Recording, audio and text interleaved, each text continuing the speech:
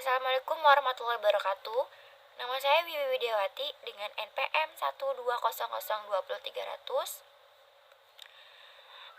dari kelas 3N MSDM. Baik, saya akan membahas tentang pembelajaran organisasi. Yang pertama yaitu ada konsep organisasi pembelajaran. Pasti kalian penasaran dong, apa sih yang dimaksud dengan konsep organisasi pembelajaran itu? Oke. Konsep organisasi pembelajaran itu merupakan proses pengembangan performa karyawan dalam organisasi. Dalam singkatannya yaitu merupakan proses untuk mendapatkan pengetahuan yang dilanjutkan dengan aktualisasi. Selanjutnya yaitu ada tingkatan organisasi pembelajaran. Nah, tingkatan organisasi pembelajaran ini dibagi menjadi 5. Yang pertama ada berpikir sistem, yang kedua ada mental modal, yang ketiga ada tim pembelajaran, yang keempat ada personal misteri, yang kelima membangun visi bersama. Oke, saya akan menjelaskan satu persatu tentang tingkatan organisasi pembelajaran tersebut. Yang pertama ada berpikir sistem, yaitu merupakan berpikir secara keseluruhan terhadap interaksi antar unsur dalam batas lingkungan tertentu. Yang kedua, ada mental modal, di mana kemampuan sikap mental atau modal yang dimulai dari pengusaha pribadi yang tinggi dalam keadaan hidup selalu belajar. Dan yang ketiga, ada tim pembelajaran, yaitu merupakan kemampuan anggota tim untuk menunda asumsi. Dan yang keempat, ada personal misteri, yaitu upaya keahlian terus-menerus dalam mengklasifikasi visi pribadi. Selanjutnya ada membangun visi bersama, yaitu kenyataan perjalanan terus-menerus sepanjang berhubungan dengan visi kepemimpinan yang memberi inspirasi pada organisasi. Selanjutnya ada teori pembelajaran dalam organisasi. Nah, teori pembelajaran dalam organisasi ini dibagi menjadi 3, yaitu operation conditioning, classic conditioning, social learning. Saya akan membahas satu persatu tentang teori pembelajaran organisasi tersebut. Yang pertama ada operation conditioning, merupakan kondisi yang membuat perilaku orang mau belajar secara sukarela untuk memperoleh imbalan tertentu. Yang kedua ada classic conditioning. Ahli fisiologi Rusia melakukan eksperimen dengan mengajarkan anjingnya untuk merasakan suara lonceng.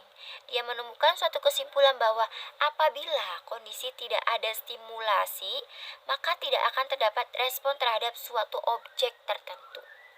Yang ketiga ada social learning theory.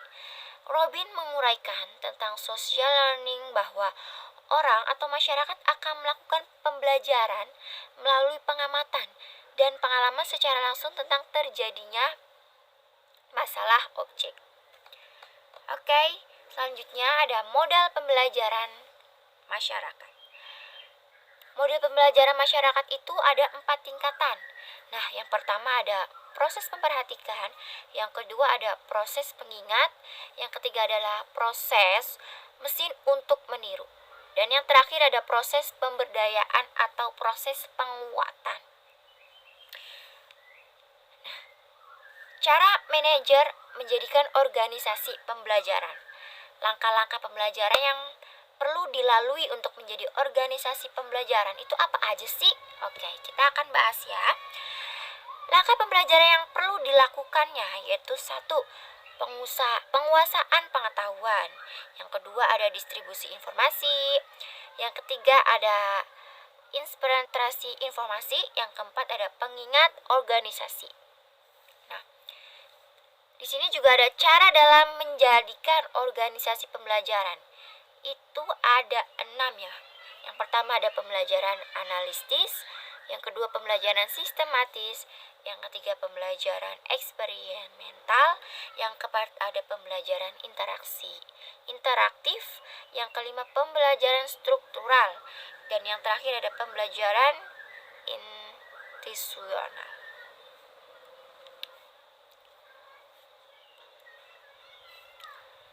Selanjutnya ada karakteristik organisasi pembelajaran. Apa aja sih karakteristik organisasi pembelajaran itu? Oke, yang pertama ada gagasan baru merupakan syarat bagi organisasi pembelajaran. Yang kedua, pengetahuan baru harus ditransfer ke seluruh organisasi. Yang ketiga, perilaku organisasi harus berubah sebagai hasil pengetahuan baru. Itu menurut Wibowo 2006.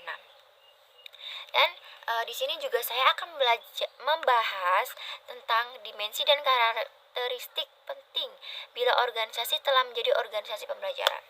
Di sini saya akan menjelaskan sedikit aja ya guys. Yang pertama itu ada satu, pembelajaran dilakukan organisasi secara keseluruhan seolah organisasi mempunyai otak. Dan yang kedua ada organisasi anggota merasakan pentingnya proses pembelajaran organisasi secara kontinu untuk kepentingan meraih kesuksesan saat ini. Dan yang ketiga ada berpikir sistem merupakan hal fundamental. Yang keempat yaitu kegiatan ini dibangun dengan baik dan berfungsi sebagai titik awal setiap produk baru. Itu kalian bisa baca sendiri ya.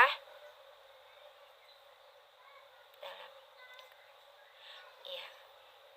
Selanjutnya ada aspek strategis organisasi dan hambatan pembelajaran. Aspek strategi organisasi dan hambatan pembelajaran ini ada tiga, yaitu organisasi pembelajaran, di mana organisasi belajar yang adaptif dan responsif terhadap lingkungan eksternalnya sekaligus kuat dalam interaksi internal. Itu menurut Hartanto 1996. Dan yang kedua ada organisasi pembelajaran, yaitu proses di mana anggota organisasi mendeteksi kesalahan, kemudian mengoreksinya melalui berbagai tindakan. Dan yang ketiga ada organisasi pembelajaran, di mana proses yang menunjukkan manajemen mengubah pembagian modal mental organisasi, pasar, dan pesaing mereka. Oke. Nah, organisasi belajar membutuhkan komitmen pada organisasi dan perlu menghilangkan 3 penghalang belajar. Apa aja sih 3 penghalang pembelajar itu? Yaitu yang pertama berpikir pragmatik, yang kedua ada kompetitif, dan yang ketiga ada reaktif melalui perubahan cara berpikir dengan cara memiliki konvergen menyeluruh.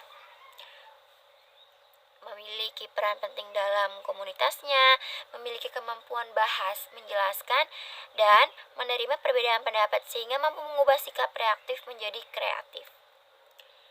Selanjutnya ada survei pembelajaran di organisasi. Untuk mengembangkan sistem pembelajaran diperlakukan survei pembelajaran mengarah kualitas pembelajaran. Kita lihat rating skor dapat diperoleh dalam pemaknaannya sebagai berikut. 21-40%, yaitu ada organisasi perlu merupakan pembenahan besar-besaran untuk menjadi organisasi pembelajaran. 40%-60%, yaitu organisasi telah memiliki beberapa karakteristik untuk menjadi organisasi pembelajaran. Yang ketiga ada 60-80% merupakan organisasi telah memiliki dasar yang baik untuk menjadi organisasi pembelajaran. Yang selanjutnya ada 80-100% merupakan organisasi telah memiliki karakteristik untuk menjadi organisasi pembelajaran. Yang selanjutnya ada resistensi dan solusi pemecahan masalah dalam pembelajaran. Nah, anggota organisasi tidak sadar menolak pembelajaran, yaitu apabila 1. Fokus pada fragmentasi daripada sistem, 2. Menekankan kompetisi di atas kerjasama, 3. Meskipun tidak ada yang salah dan kompetisi, paradigma ini berakibat pekerja bersaing dengan berbagai orang dengan secara mereka perlu berkolaborasi untuk mendapatkan akses. Yang terakhir ada menjadi reaktif terhadap kreatif dan proaktif. Oke, di sini juga dalam menghadapi resistensi terhadap pembelajaran organisasi perlu adanya tindakan. Tindakan yang pertama yaitu ada proses penyadaran tentang perlu adanya kebutuhan perubahan, dan yang kedua ada perubahan merupakan adanya daya dorong atau daya ungkit perubahan dan tindakan, dan yang ketiga yaitu membawa kembali organisasi pada keseimbangan baru. Selanjutnya ada 3 fungsi kunci dalam membangun organisasi pembelajaran. Yang pertama yaitu membangun komitmen pada pembelajaran. Yang kedua ada bekerja untuk membangkitkan dan dampak. Yang ketiga ada belajar menggeneralisasi gagasan dengan dampak.